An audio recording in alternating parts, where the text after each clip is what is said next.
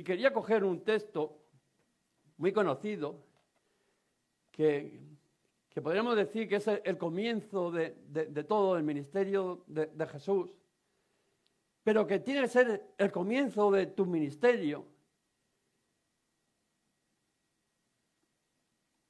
que está en Lucas 4, 18.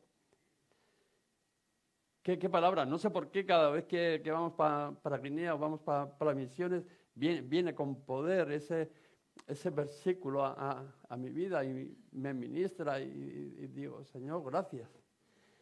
¿No?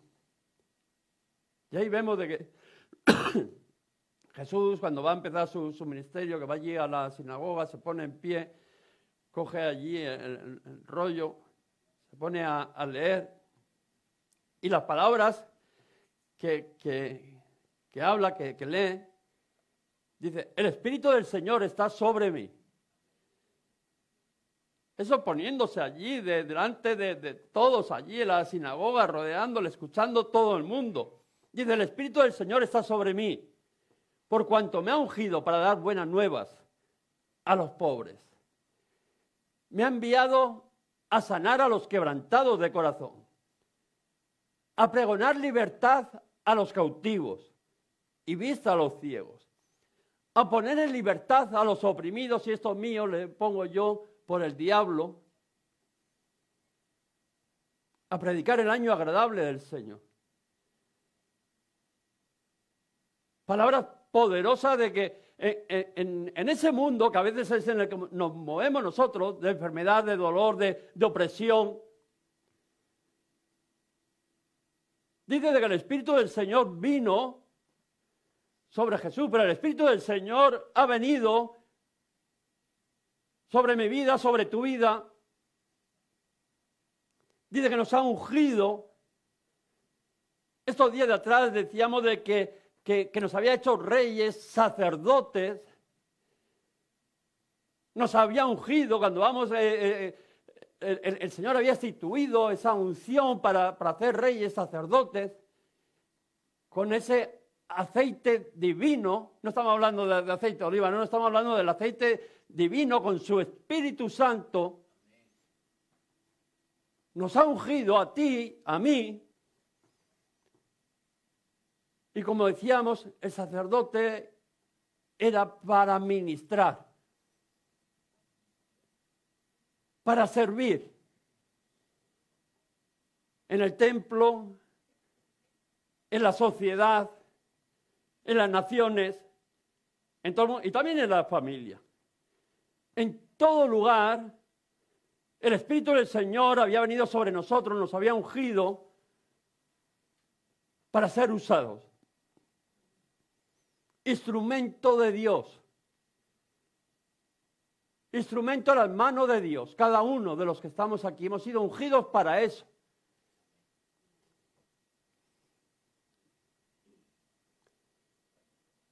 De hecho, vemos, fijaros cómo lo expresa, porque le da un significado que la verdad dice, el Espíritu del Señor está sobre mí, por cuanto me ha ungido, dice, me quiero parar en esta palabra, para algo está ungido, para usarte. Esto no es una unción para subirte aquí y dar 4 vueltas o 4 chillidos. No, el Espíritu del Señor ha venido sobre tu vida, sobre mi vida, nos ha ungido con su Espíritu Santo para usarte. Para que seas el instrumento de Dios en ese mundo que decíamos de que a veces nos lleva casi a la derrota.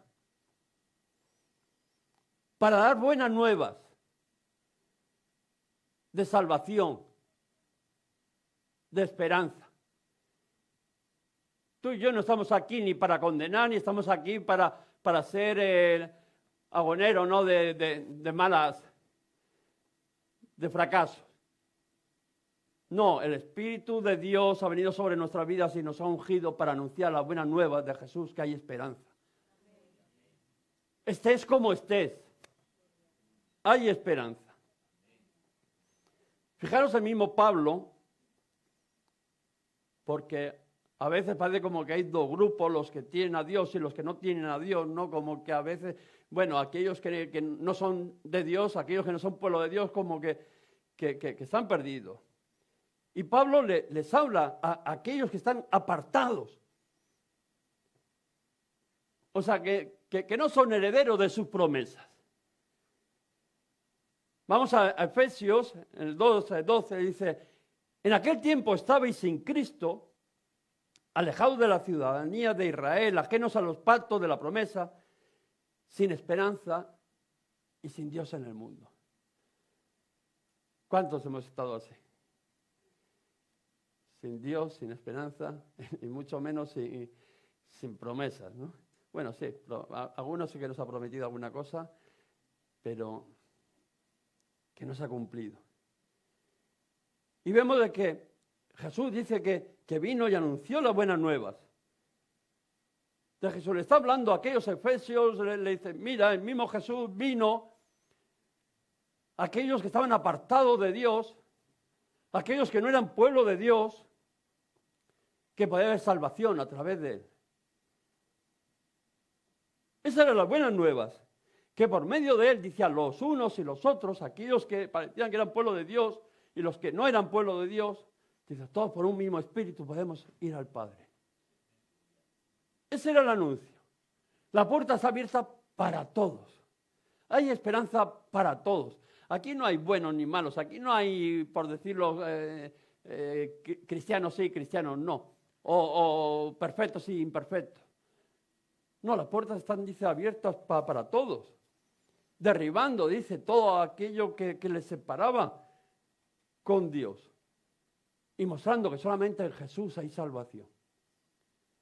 Cuando tú miras a tu alrededor, seguramente de que vas a ver la enfermedad, vas a ver el dolor, vas a ver el sufrimiento, vas a ver matrimonio roto, vas a ver familias también arruinadas. El día a día que muchas veces vamos, pero dice, solamente en Jesús hay salvación. Y por ese motivo, cuando hablamos de las misiones, estamos hablando de la misión, el Señor dice, no, esto es lo que puede salvar al mundo, y por eso nos llama el Señor a ir por todo el mundo y predicar el Evangelio, ¿no? A toda criatura. Dice, y el que creyere, fuese bautizado, será salvo, y el que no hay que hacerle nada porque ya está en la misma condenación. Aquí no venimos a condenar a nadie, porque es que ya están en la misma condenación. Lo único que traemos son buenas nuevas de esperanza, que en Jesús puedes salir de donde estás, en Jesús hay salvación. Jesús puede cambiar tu vida. Pero dice, me ha ungido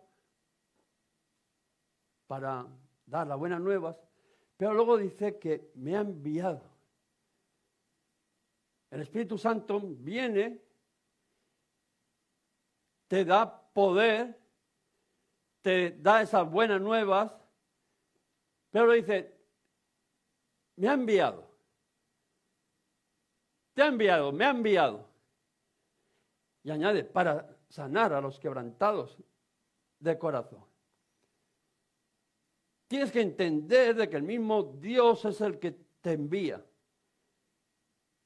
Esto no es para recibir y ya está, y qué bonito, no. Esto es aquello que recibimos de gracia, poderlo dar de gracia. A veces expresamos el amor hacia nuestros seres queridos. A veces esposos, hijos, gente cercana. Ay, si conocerían al Señor. Ay, a ver si Dios les toca el corazón. A veces está ese lenguaje en nuestras vidas. Tanto de que Pablo vemos ahí a los romanos, que dice, todo aquel que invocar el nombre del Señor será salvo. Es que no hay otro camino, dice. Cristo es el camino, la verdad y la vida. Es que no hay en otro en el cual haya salvación. Y Pablo dice, todo aquel que invocare el nombre del Señor será salvo. Pero luego continúa diciéndole, porque claro, todo eso está bien, qué bonito. Ay, si conocerían al Señor. Pero dice, ¿cómo pues invocarán en aquel en el que no han creído? Les empieza a hacer preguntas. Dice, claro que sí, que todo aquel que invoque el nombre del Señor será salvo, que tu familia podrá ser salva, que aquellos que tantos amamos, que estaban perdidos, pueden ser salvos. Pero dice, pero ¿cómo invocarán si en el cual no han creído? Y luego les sigue diciendo, ¿y cómo creerán en aquel que del cual no han oído? Y ya cuando empieza con las preguntas, dice, ¿y cómo oirán si nadie les predica? Porque a veces queremos que la gente se convierta sola. No, bueno, pues ya está, si Dios que haga todo el trabajo. Que venga un día y durmiendo a mi hijo, a mi esposo, a quien sea, con una varita le toque y yo no tenga que hacer nada. Que un día se levante ya salvo, con las bendiciones de Dios. Pero el mismo Pablo está diciendo, ¿pero cómo va a ocurrir eso si no se pone medios por medio? Dice, ¿cómo oirán sin haber nadie que les predique? ¿Y cómo? Dice, predicarán si no fueren enviados. Por eso la importancia. Cuando hablamos de las misiones, alguien tiene que ir y predicar. Y las misiones, a veces pensamos, no sé, en el país más lejano que hay, no, pero la misión también está en tu casa. La misión también está ahí cuando sales de la puerta. La misión es aquel que pasas y que no puedes pasar impune, como que no pasa nada, que no es aquel que está perdido, aquel que está enfermo, aquel que está quebrantado, oprimido. Y sabes que necesita de Jesús. Pero dice, si nadie los envía, ¿cómo va a ser todo lo anterior? Todas esas preguntas que les hace anterior. Al final, ¿cómo van a invocar? Si no ha habido nadie dispuesto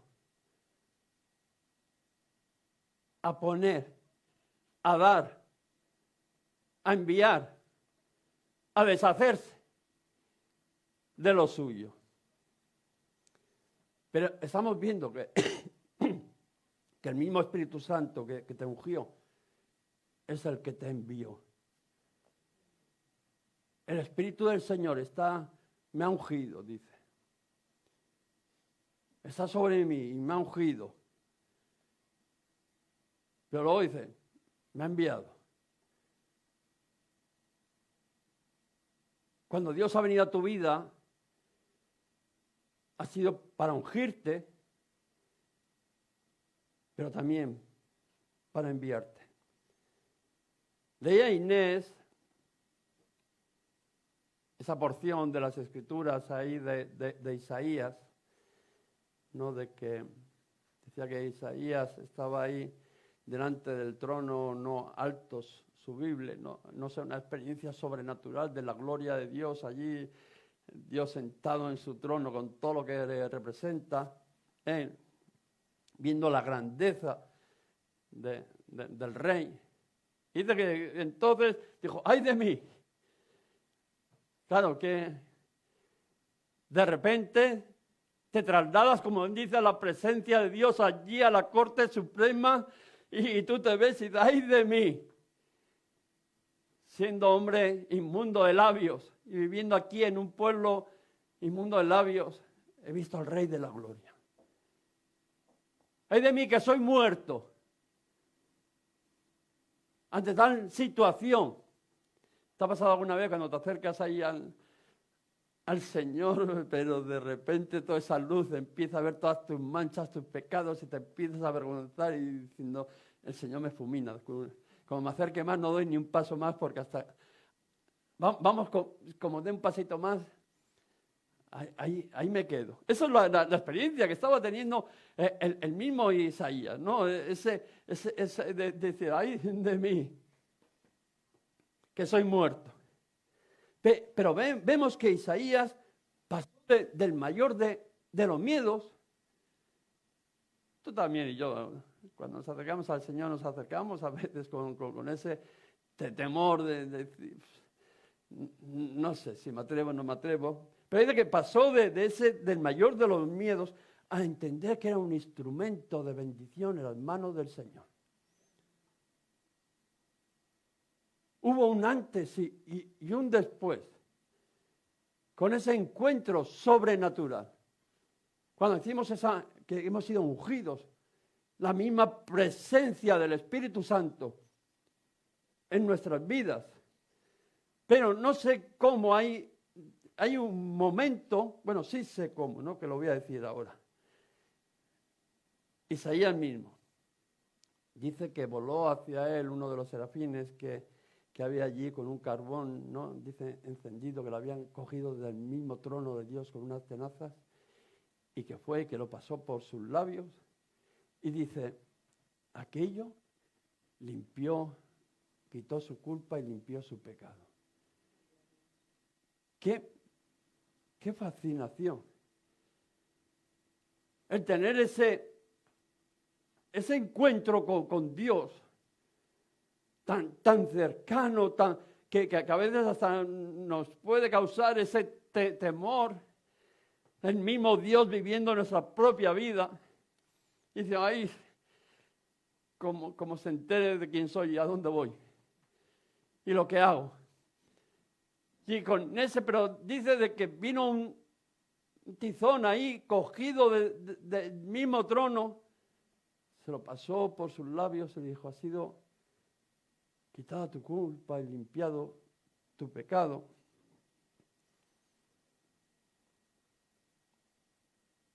Ahora era digno de poder estar delante de la presencia del Señor. Isaías. Y cuando entendió eso,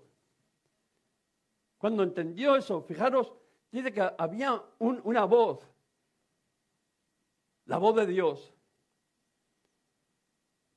que decía, ¿a quién enviaré y quién irá por nosotros? Hablando la Trinidad. Entonces respondí, heme aquí, envíame a mí. Pasó de sentirse el mayor de los gusanos, fulminado, muerto, por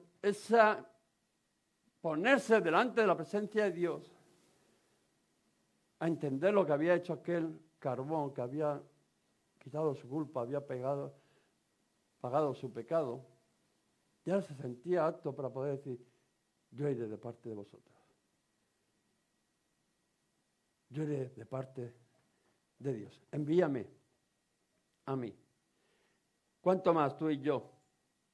Que la sangre de Jesús nos ha limpiado de nuestros pecados. No ha sido un simple tizón lo que ha venido sobre nuestras vidas, sino de que dice de que la sangre de Jesús, lo leíamos allí en el Apocalipsis, que aquella sangre limpió nuestro pecado y nos hizo reyes, sacerdotes, para ministrar en su presencia, para traer buenas nuevas de esperanza y de salvación a este mundo perdido, que a veces también como que nos contaminamos nosotros y nos dejamos arrastrar por toda esa situación, ¿no? Pero dicen, no, hay buena nueva de esperanza y salvación. Y Pablo, cuando vamos a ese, en ese versículo que estamos anteriormente, ¿no? De que cómo predicarán si nadie los envía. Continúa diciendo, dice, como está escrito, Cuán hermosos son los pies de los que anuncian la paz, de los que anuncian las buenas nuevas. Cuán hermosos son los pies de los que anuncian la paz, de aquellos que van llevando el mensaje de salvación, de esperanza, de luz de Jesús. Manifestando el cumplimiento de la profecía de Isaías ahí en el capítulo 52 que coge. Que Isaías dice, cuán hermosos son sobre los montes los pies de los que trae alegres nuevas, del que anuncia la paz, del que trae nuevas de bien, del que publica salvación, del que te dice a Sión, tu Dios reina.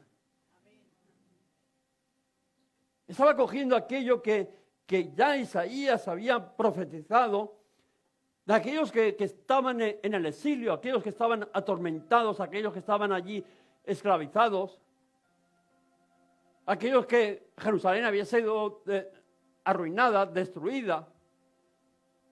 O sea, como a veces nos encontramos nosotros ya en la desoledad total, sin ninguna esperanza, ¿no? Ya casi como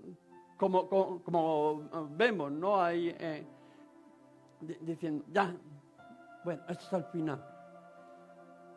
Mi pueblo esclavizado, Jerusalén destruido, hasta aquí hemos llegado. Pero vemos de que no, que se levantan esos hombres y mujeres que son los que anuncian las buenas nuevas de salvación y de esperanza.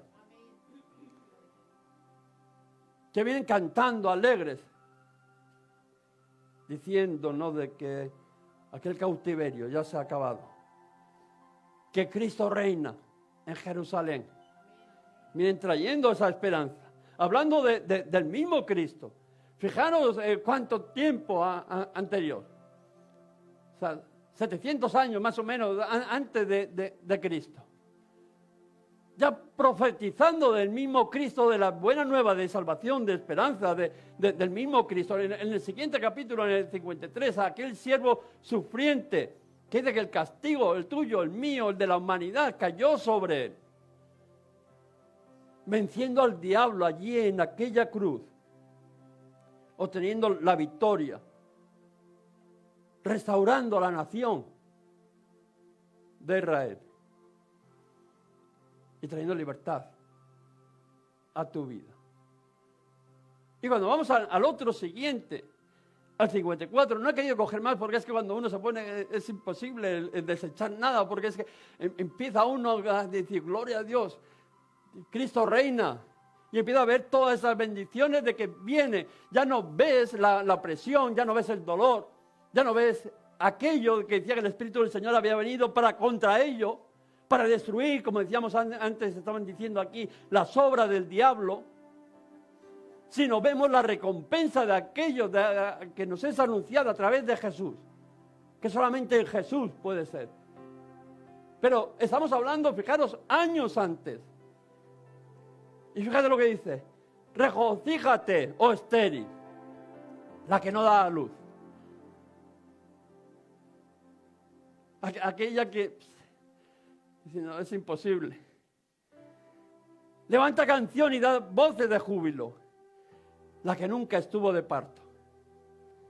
Porque más son los hijos de la desamparada que los de la casada. Así ha dicho Jehová. Y cuando nos vamos al 4 dice, no temas, pues no serás confundida. No te avergüences. Aleluya, aquellos de que muchas veces el diablo viene a condenarte por tu pasado, dice, no te avergüences, porque no serás afrentada, sino que te olvidarás de tu vergüenza y de tu juventud, y de la afrenta de tu vida no tendrás más memoria. Y en el 5 continúa diciendo, porque tu marido es tu hacedor, Jehová de los ejércitos es su nombre, tu redentor, el Santo de Israel. Dios de toda la tierra será llamado. Esas son las buenas nuevas de esperanza, de salvación, de que tenemos que proclamar. Como decía el mismo Jesús. El Espíritu del Señor está sobre mí, porque me ha ungido para dar buenas nuevas a los pobres. Me ha enviado a sanar a los quebrantados de corazón. Me ha mandado a libertad a los oprimidos por el diablo y anunciar el año agradable del Señor. Ese eres tú y yo, esa es la misión de Dios. Eso es lo que estamos ahora celebrando aquí, las misiones, pero las misiones empiezan en tu vida, en mi vida, empiezan en ir y contar las buenas nuevas de Jesús, que hay salvación, que hay esperanza, de que el Señor, su Espíritu Santo ha sido derramado en nuestros corazones como sacerdotes y tenemos que estar ministrando, llevando por todo el mundo las buenas nuevas de salvación, de esperanza, empezando por tu casa, empezando por tu problema. ¿Cuál es tu problema? ¿Estás enfermo? Proclama sanidad, proclama las buenas nuevas de Jesús, proclama que las llagas de Cristo fueron suficientes para sanar tu vida. ¿Cuál es opresión por el diablo? El diablo fue vencido en aquella cruz. El diablo no tiene que hacer en tu vida. Cristo te dio la victoria. Dice que lo puso bajo sus pies. Ahí es a donde está, bajo sus pies. ¿Cuál es la opresión que tienes? ¿A quién le vas a creer? El Espíritu del Señor está sobre ti y te ha ungido. Y como llevamos diciendo estos días, tú eres un rey, un sacerdote para ministrar en la presencia del Señor. Tú no eres solamente para venir y qué bonito las bendiciones de Dios. No, tú eres un portador de bendición. Tú eres un portador de esperanza. Tú eres el que está proclamado para anunciar las virtudes de aquel que te llamó de tinieblas a su luz admirable. Ese eres tú, el que el Señor ha ungido para que lo haga. Esa es la iglesia. Esa es la necesidad de la iglesia, de ir y compartir todo aquello que el Señor nos ha dado y nos ha bendecido. Vamos a ponernos de pie, vamos a celebrar.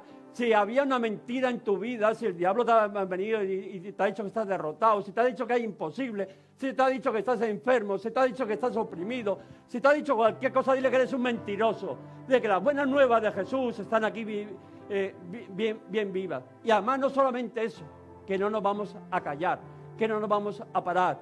Cuán hermosos son los pies de los que anuncian la paz.